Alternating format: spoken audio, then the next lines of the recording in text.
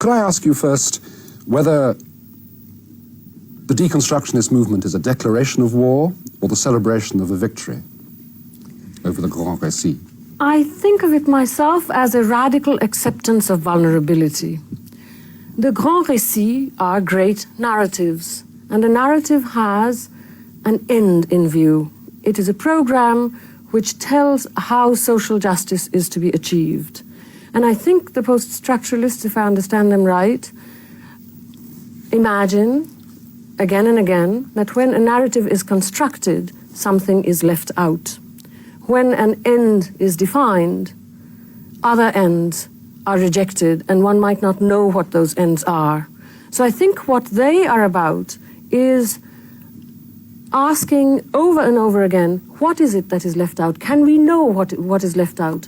We must know the limits of the narratives rather than establish the narratives as solutions for the future, for the arrival of social justice, so that to an extent they're working within an understanding of what they cannot do rather than declaring war. So if I understand it then, they're not objecting to the very idea of producing narratives. They are, so to speak, dancing critically on the edge of every narrative and counter-narrative that's produced, pointing out the silences, pointing out the unspoken, undescribed others that are implied in each of these narratives. They're not themselves concerned to put a stop to narration itself. I think if one can lump Derrida and Lyotard together in this way, I think what they are noticing is that we cannot but narrate, so that it's not a question of waging war on narratives, but they're realizing that the impulse to narrate is not necessarily a solution to problems in the world. So what they're interested in is looking at the limits of narration, looking at narrativity, making up stories that tell us this is history, or making up stories that tell us this is the program to bring about social justice.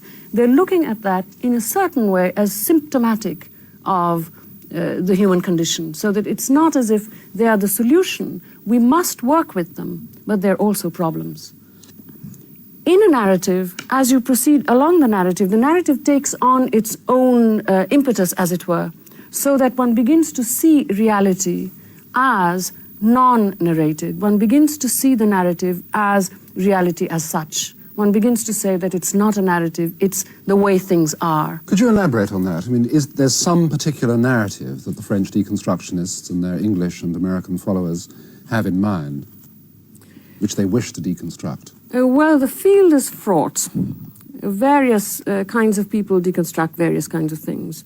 But it seems to me that the narrative that they are, perhaps all of them agreed upon as the object of investigation, is precisely the narrative that you were talking about to begin with, the rationalist narratives of the knowing subject, full of a certain sort of benevolent, stored others, wanting to welcome those others into his own, and I use the pronoun advisedly, into his own understanding of the world, so that they too can be liberated and begin to inhabit a world that is the best of all possible worlds. In the process, what happens is that such a world is defined, and the norm remains the benevolent originator of rationalist philosophy. To an extent, that is, if you like, grosso modo, the object of investigation. But of course, the big word is also phallogocentrism, so that there is a certain sort of understanding that the hero of this scenario, of this narrative, has been, in fact, Western man. So that is something that's also picked up. But that is the count against the Grand Récit, but by no means does it say that over against it is the deconstructive philosopher who destroys. The idea of post-structuralist practice is an acknowledgement that the impulse to narrate, that the impulse to think of origins and ends, that these are things that we all share, but it acknowledges that it is a need rather than the way to truth. So that, I think, it's a very slight difference, but a crucial difference.